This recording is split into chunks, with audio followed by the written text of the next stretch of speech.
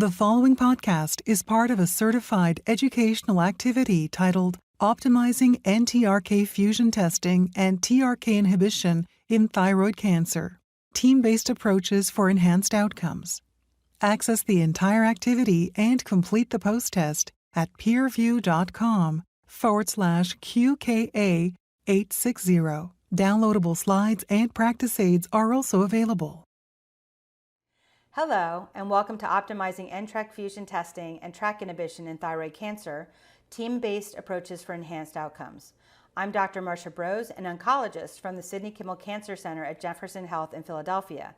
I'm pleased to welcome my colleagues, Dr. Jennifer Morissette, a molecular expert from the University of Pennsylvania, and Dr. Stephen Nagelberg, an endocrinologist also from Jefferson Health in Philadelphia. Today we are going to discuss team-based management of thyroid cancer with a focus on the transition from endocrinology to oncology and how the management team can leverage a modern understanding of cancer biology and gene fusions to inform the selection of highly active therapy.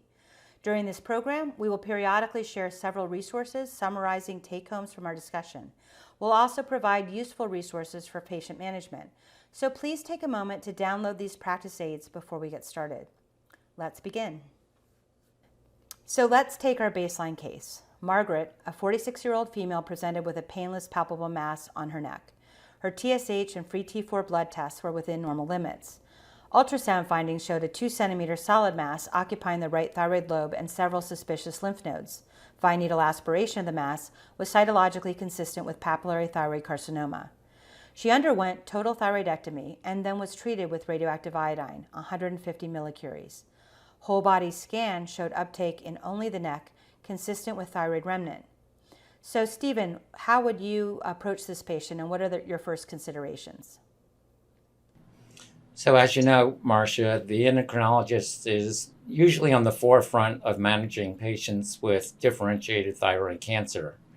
Surgery remains the first step in the treatment of differentiated thyroid cancer. It's both a diagnostic and therapeutic tool, obviously. We get histology, we know the extent of the disease. The next step after surgery is to make a decision whether or not remnant ablation is necessary or adjuvant therapy with radioactive iodine is necessary. Radioactive iodine is a very safe procedure. It's done specifically for thyroid cancer because thyroid tissue is the only tissue in our bodies that take up iodine. Radioactive iodine is administered orally, usually in a nuclear medicine department, and absorbs into all remaining thyroid tissue, whether it be pathologic or normal tissue that's left behind from surgery. But one of the big points of this presentation that we'll be discussing later on is that in some cases of well-differentiated thyroid cancer, cells lose the ability to concentrate iodine, and that patient becomes what we term radioiodine refractory, where treatment with radioactive iodine is no longer effective. Thanks, Stephen. So what are the criteria for RAI refractory status? Well, when we were doing the clinical trials, we had to come up with criteria that both endocrinologists and oncologists could apply uniformly and could agree upon. And for that reason, the clinical trials developed this definition, that a patient was RAI refractory either because, number one, they had no radioactive iodine uptake at the known sites of metastatic disease on a diagnostic or whole body scan. Number two, they had progression of disease within 1 year after radioactive iodine therapy, despite having confirmed uptake. Or three, that they had progression of disease despite a cumulative dose of greater than 600 millicuries. So Stephen, what do you think about these criteria? And is there anything we really need to know, especially knowing that we have both endocrinologists and oncologists that are going to try to coordinate our care around some of these definitions?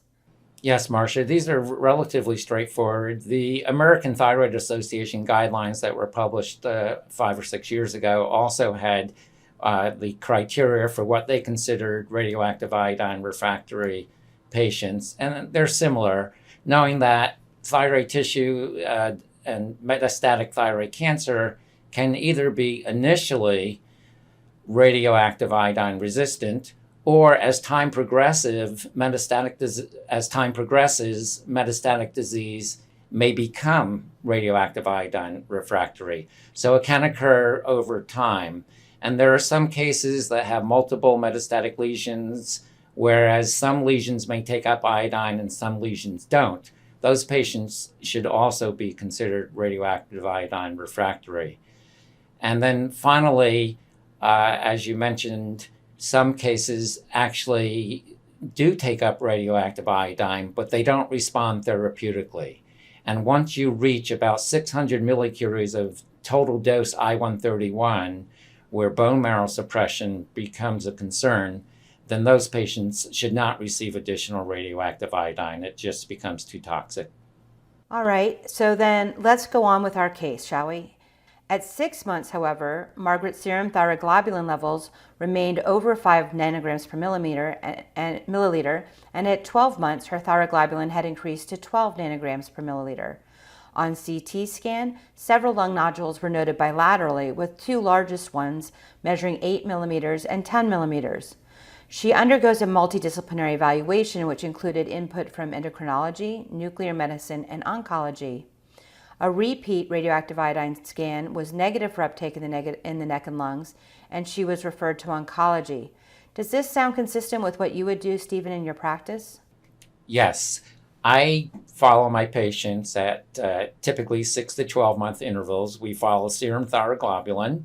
We do neck ultrasounds. I'm fortunate to be trained and able to do neck ultrasound surveillance in the office at the time of the patient visit. And if thyroglobulin levels are increasing, the first places we are looking are either in the neck or the lungs.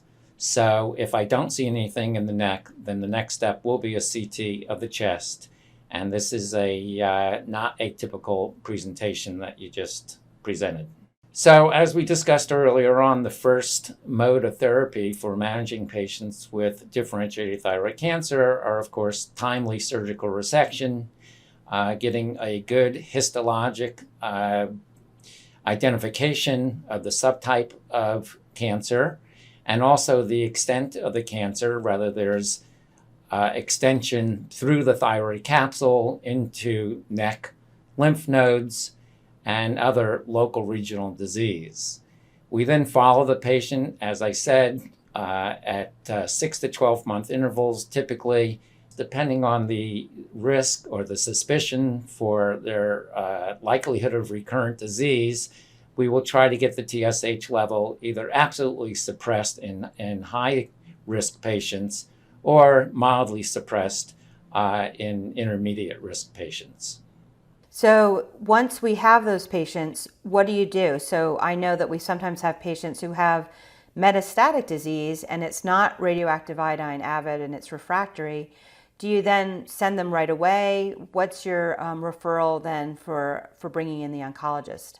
You know, in prior years, we had limited systemic therapies available, but things have changed. And with your expertise and others, we now have options for systemic therapy, which have proven to be very useful. So at this point in time, once we have a patient with metastatic disease or locally invasive disease that's not responding to radioactive iodine, then the next step indeed is to refer to medical oncology. Great, and that's why it's so great working with you. One of the things that's important for me is, as an oncologist, that I get these patients even if they don't seem to need to have systemic therapy immediately. As you've pointed out before, this isn't necessarily an emergency situation. There can be sort of an orderly transition, and not really a transition as much as an inclusion of oncology, because of course you'll continue to follow the patients at this stage as well. But for an oncologist, having some lead time before I have to start therapy gives me some good time to do some education with the patient, prepare them mentally and also physically so that they're really as ready as possible to get a good outcome once they do need systemic therapy. So that's been a really nice partnership, and so that's where I guess this number 5 comes in. So once RAI refractory status has been identified, sometime soon after that, not too long I would hope, they would include, an endocrinologist would include an oncologist, especially if there are no more local options. So then we can go a little bit to what are we going to do with these patients. So the most important thing everybody needs to know is that thyroid cancer has many kinase inhibitor mutation or kinase mutations, and therefore it is really amenable to kinase inhibitors. And some of the most common ones are here, and the ones that we can target now are actually circled on this slide. BRAF, of course, is the most prominent one, occurring in almost 50% of our papillary thyroid cancers. We can also get RET-PTC fusions and NTRK fusions in a higher number, anywhere from 5 to 20%. And that's actually higher if we have a patient who's an adolescent, more common, especially in those teenagers that I have in my clinic. And so now what NCCN guidelines would say is at this point, you really want to make sure that you do testing for these patients, as well for genetic changes, as well as making sure that when you do the testing, that you have the right kind of testing. And so that's why it's really great to have Jennifer Morissette on this call, because Jennifer can introduce us a little bit to kind of what we need to know about genetic and genomic testing. Thank you, Marcia. One of the most important things when you're thinking about detecting genomic changes is to consider broad genomic profiling. And next-generation sequencing is a technology that allows the laboratory to detect multiple different types of mutations in a patient's tumor.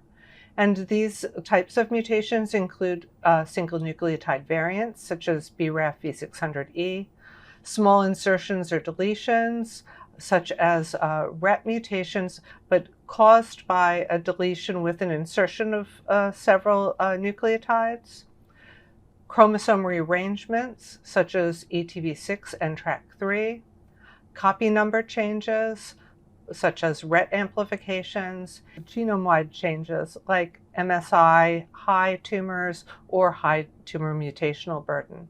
And what's important to consider is that it really depends upon the panel design and how the sample is prepared and the bioinformatic pipelines as to how well these different types of mutations can be detected in the patient sample. So gene fusions are very common in papillary thyroid cancer.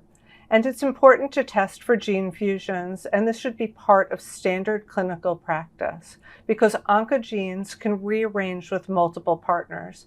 And as you can see in this figure, the thyroid cancers identify multiple different fusion genes within these tumors. So in addition to the expected fusions, such as RET fusions and NTRK 1, 2, and 3 fusions, there are other potentially targetable fusions that have been identified. I guess the most important thing also for people to understand, for those of us who've been working to develop targeted therapy, is that many times these rearrangements are actually driving both the development and progression of cancer. In the case of TRK fusions, however, it's an interesting scenario because we know that the point mutations don't drive cancer, but the TRK fusions do. That's why we always focus on TRK fusion cancers, because they're the ones that we actually target. Are these the only ways, are panels the only ways to actually detect that, or are there other ways? There are actually several ways to be able to detect oncogenic fusions, particularly in NTRK and RET. We can use FISH, fluorescence in situ hybridization, and this can identify rearrangements but won't identify a partner. There's RT-PCR looking for very specific rearrangements, and in some cases you can use immunohistochemistry to identify changes. And both RNA or DNA can be used as a substrate, but there are different outcomes when you identify mutations in those scenarios. So when you think about gene fusions, you can detect them using DNA sequencing, and this can detect mutations as well as some fusions, or RNA sequencing.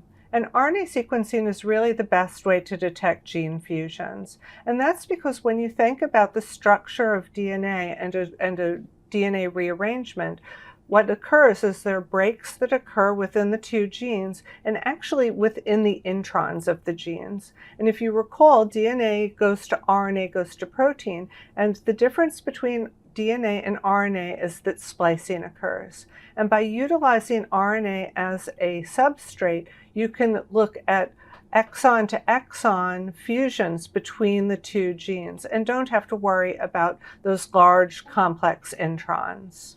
And so typically when we do genomic sequencing, we use both DNA and RNA because we want to be able to catch both point mutations like BRAF V600E as well as rearrangements such as NTRK. There's some very complicated interpretations when it comes to genomic findings. And this is an example from a patient that we sequenced. And you can see that there's a DNA sequencing result and an RNA sequencing result. And the DNA sequencing result actually did not identify a targetable mutation, but it did identify a disease-associated mutation in RB1. However, the RNA fusion result identified an ETV6 NTRK3. And even though the same patient is being sequenced, using two different modalities can increase the likelihood of being able to detect these fusion genes. And it's very important to remember that some next-generation sequencing testing differs between labs as to what types of mutations are reported. So choosing the right test can be difficult, but is essential for identification of the different types of driver genes in your patients. And this is just an example to show why it's so important to be able to identify fusions using RNA as opposed to DNA. And this is the intron in NTRK3, which is typically interrupted by a fusion. And those teeny little bars that are circled in red, those are the exons. And that huge intervening space, which is about 100 kilobase, is the intron. And the break can take place any place in that intron. So if you perform a sequencing test and no driver gene is detected by DNA sequencing and RNA is not available, you should consider alternative methods for fusion detection, such as immunohistochemistry or FISH. And there are multiple different methods for detection of TRK fusions, and these include immunohistochemistry, FISH, and next-generation sequencing. And with immunohistochemistry, one of the advantages is this is a great screening tool because you can identify if there's TRK overexpression, and it's good for following a patient with a known TRK rearranged tumor. But the problems are that the fusion partner is unknown, you can have false positives and negatives, and it's not very well validated. With FISH, you can get rapid results. In our laboratory with FFPE tissue, we can turn this around overnight for fresh tissue in 4 hours. So you can get very rapid results. But the problem is again, the fusion partner is unknown, and there is a potential for false positives or negatives, and especially if there are atypical patterns. So if you get a report with an atypical pattern and your patient doesn't respond, it's possible that it was a false positive by FISH. NGS, on the other hand, will give you comprehensive genomic testing. You'll be able to identify the fusion partner and the position for where the breaks are, and you'll be able to potentially detect potential resistance variants in the tumor. Of course, there's longer wait times. It may cost more, although more insurance and Medicare is covering this. And older samples may have poor quality nucleic acid, and this can be a real problem when it comes to identifying fusions using RNA, because RNA is very labile. Right. So I've had patients, for instance, that I sent off a tumor that was 2 years old, for instance, and I got back that they were not able to do the assay. So we really, in those cases, need to consider the age of the sample that we're going to be analyzing. And the last point I wanted to make was that not all NTRK variants that are reported are actually targetable. And so when you have a fusion for, let's say, ETV6 NTRK3, that would be consistent with being a targetable gene rearrangement. However, in the panel to the right, you can see that there's an NTRK2 variant of uncertain significance. And this is a single nucleotide variant that has not been characterized. So that's not considered a potential target. But what you'll notice is that there is a BRAF mutation that had been detected in this individual. So looking for the driver mutation is important. let's now look again at the patient that we were talking about. We remember we left her at the point where she had had a chest CT, had lung nodules at 12 months post radioactive iodine, and she was followed by both the endocrinologist and the oncologist with active surveillance for another 2 years. And then at that time, one of the nodules had grown to 2 centimeters. Meanwhile, the next generation sequencing on this patient had revealed an NTRK1 fusion. So what is the best approach for Margaret? Do we use standard multikinase lenvatinib or sorafenib, or do we do a select TRK inhibitor? So then that brings us to the TRK inhibitors. Now the current status of selective agents is that there are 2 FDA-approved agents, larotrectinib and entrectinib, and 2 that are currently in development, repotrectinib and selatrectinib. The larotrectinib is approved for adult and pediatric patients with tumors that have an NTRK fusion, that do not have an acquired resistance mutation and have no satisfactory alternative treatments. Entrectinib is similarly approved, but this case is for all patients 12 years and older. So as I mentioned, these are highly selective agents. They really just inhibit TRK and not other related, closely related kinases. They bind NTRK A, B, and C very closely and do a very good job at shutting down the activity. They also have promising tolerability profiles, and there are even liquid formulations for our pediatric patients. So the data and experience with larotrectinib to date comes from 3 separate trials where the data has been pooled. The first was an adult phase 1 that was in solid tumors. The second was a pediatric phase 1/2 in advanced solid tumors. And the last was an adult adolescent phase 2 in advanced solid tumors. And after the first few patients, as I said, that had point mutations in the phase 1, patients with point mutations were excluded. So all of the rest of the data that I'll show you is from the TRK fusion patients only. And taken together, there were 244 patients with non-primary CNS TRK fusion cancers that were then treated with larotrectinib. So what was interesting about this trial was that NTRK fusions had been found in multiple different cancer types, and thyroid cancer was just one of many. However, it was fairly common, and the third most common in this data set, and actually was the most common of the adult cancers that harbored NTRK fusions. 12% of the patients in this data set had thyroid cancer. Of evaluable patients, 244 evaluable patients, we had an overall response rate of 69%. And then as far as best response, we actually had 21%, which is a very high number, with complete responses. Now, for oncologists, patients who have metastatic disease don't get complete responses. So this was really a jaw-dropping result. In addition, there were 5% of patients with pathologic complete responses. Those were identified in patients who were mostly children who, following shrinkage of their tumor, then had a completion surgery and no pathologic evidence of disease was found. There were also a very large number, 43% of patients with partial responses. So at the end of the day, you have the vast majority of patients having a very good response to larotrectinib. This shows here the duration of responses, and you can see that on average they were out almost to 3 years as far as the median duration of response. Progression-free survival was over 2 years, and overall survival has been approximately, overall survival hasn't even been reached yet, with a median follow-up of 32 months. This is the sort of one of the new ways, I guess, of looking at adverse events. And on the left, you see all the adverse events that were found in these patients. But on the right, you can see the adverse events that are associated with larotrectinib. And what is really striking about this graph or this diagram is that on the right, very, very few patients had either grade 3 or grade 4, which are in the light blue or in the kind of maroon color. So the vast majority of these patients are having only grade 1 or grade 2. So having a systemic therapy with incredibly well-tolerated systemic therapy and complete responses really was something we had never seen before. But what's even better is that many of these are those duration of responses. Patients are, all of my thyroid cancer patients, including my first patient I put on this drug about 6 years ago, are still responding. So these are just the thyroid cancer patients that were pulled out of the data set.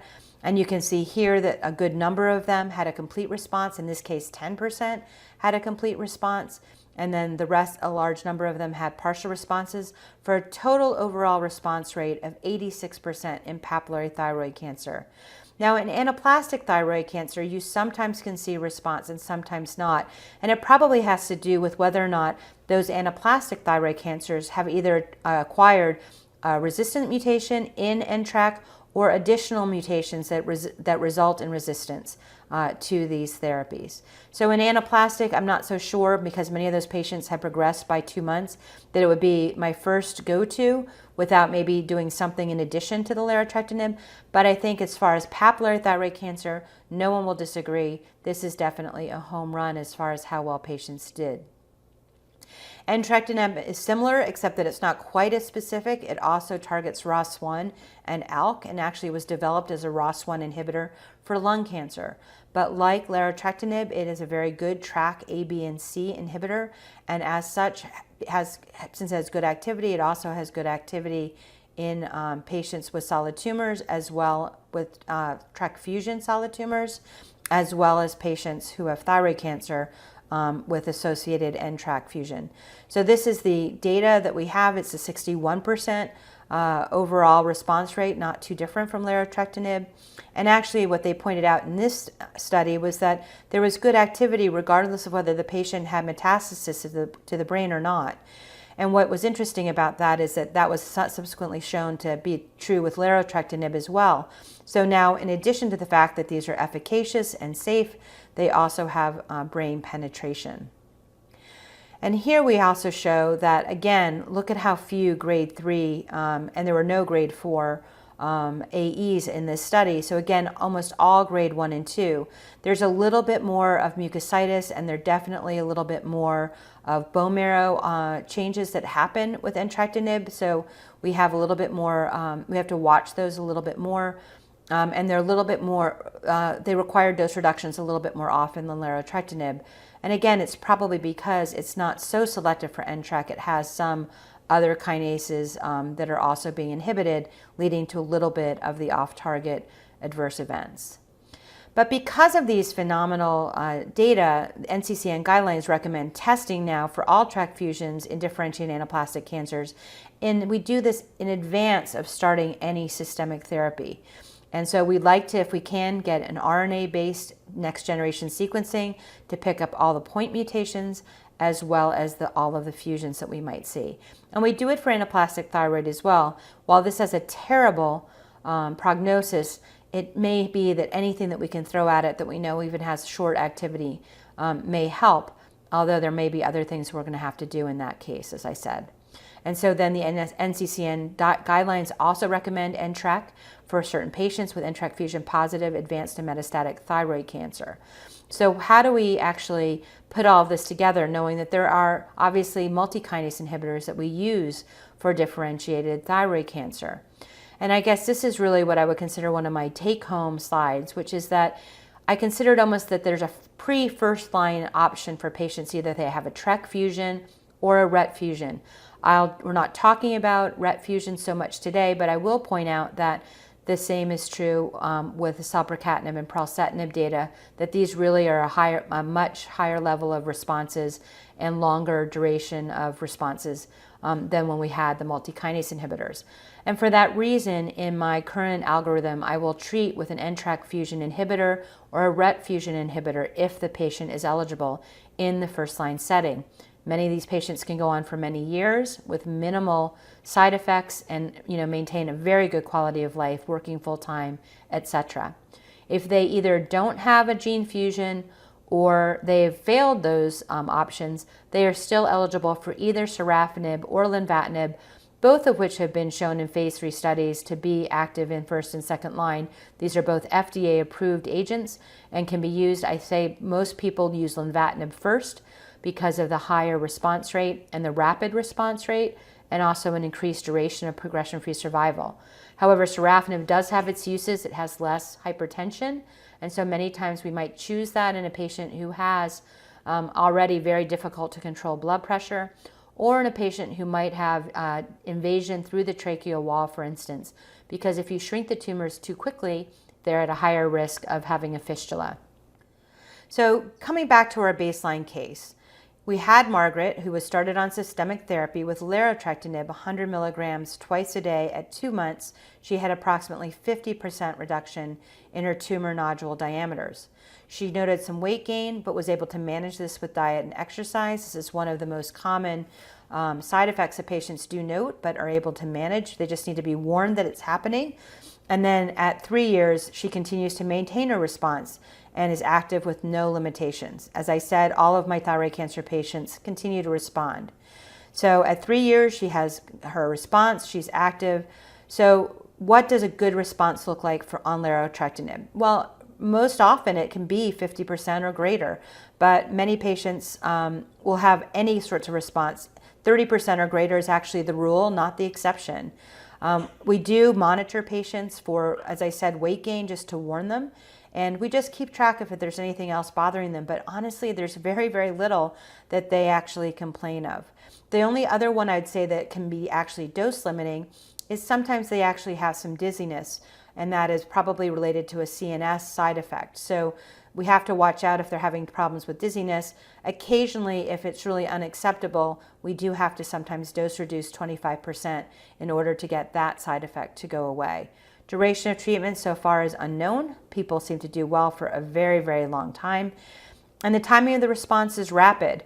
There are patients who had their lungs 50% full of metastatic disease, on oxygen, in wheelchairs, looking like they were going to succumb to their disease in the following month.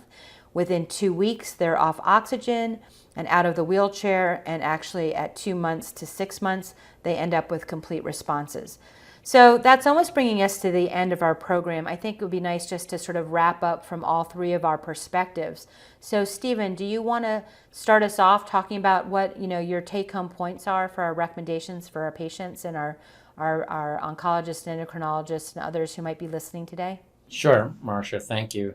So the endocrinologist role I see primarily as being the spearhead role initially. Typically, we are obviously involved not only in treatment, but of course, first with the diagnosis of a patient with thyroid cancer. We then engage our surgical colleagues, see what we're dealing with, and then take over from there. So we usually will do the management and coordinate with our nuclear medicine colleagues to do radioactive iodine, either remnant ablation or adjuvant therapy if there's more advanced disease. And then we will monitor the patients primarily in the office. And at some point, if we deem them to develop radioiodine refractory disease and need systemic therapy, then it's obviously our obligation to refer them in a timely basis over to medical oncology, such as an expert as you. Okay, great. And Jennifer, what do you think are the most important things for all of us to know about the pathology and the genetic testing? So one of the most important things to remember about the genetic testing is to send the test when it's available, and to if there's not appropriate material for RNA testing and there is no driver, to consider another modality so that you don't miss a potential target in these important patients. So from the oncologist's point of view, I think the first thing it's important for every oncologist to do is to confirm with the endocrinologist or the nuclear medicine treating physician that the patients are no longer eligible for radioactive iodine therapy. I can't stress that enough, because sometimes we have people who refer to us who are not necessarily knowledgeable about the treatment of thyroid cancer. They may only do diabetes and they send them to us right away. So it's important to make sure that you have an endocrinologist who is an expert in thyroid cancer, and you can check the history with them and make sure that they agree that there's no longer an option to give radioactive iodine. Once the patient is confirmed to be RAI refractory, we also want to make sure that they need systemic therapy. And there is that period where endocrinology and oncology are co-managing, watching the tumors on either a 6-month, and if they start to grow a little bit more quickly, some of my patients will have surveillance at 3 months, just seeing if we can stretch out the period where they don't need any therapy, and make sure that we're not going to miss treatment that is required. And the things I'm looking for are rapidly progressing nodules, ones that are definitely over 1 centimeter, ones that might be in high-risk areas. The pleura is dangerous, so 1 centimeter is all I need. Why? Because they're more likely to develop pleural effusions if I don't treat them more quickly. But then if they have something in the lung that's not looking like it's going to obstruct something, I might be able to let that go to 1 to 2 centimeters. So we really want to kind of get a sense of when there is a need for systemic therapy. Make sure to start not too early, but also most importantly, not too late. We make sure that we've sent somatic testing. So during surveillance, if we have fairly new samples, we'll make sure that somatic testing is sent so that while they don't need any systemic therapy, we actually can do the planning for what they're going to get. And then if there is no really good sample, at the time that they do progress, we pick hopefully a spot that might be amenable to biopsy. Up front, as I pointed out in my algorithm, we use a RET inhibitor for RET mutations or RET. Actually, up front in differentiated thyroid cancer, we're primarily using RET inhibitor for RET fusions, but of course you can also use them for RET mutations. But most importantly, also a TRK inhibitor for TRK fusion cancers in the first-line setting. For all other patients who do not have a TRK or RET fusion, we use first-line lenvatinib or sorafenib and second-line cabozantinib. And then in the sort of like next line of therapy, we can add in a BRAF V600E inhibitor if the patient has that mutation and they need maybe a break from their VEGF receptor systemic therapies.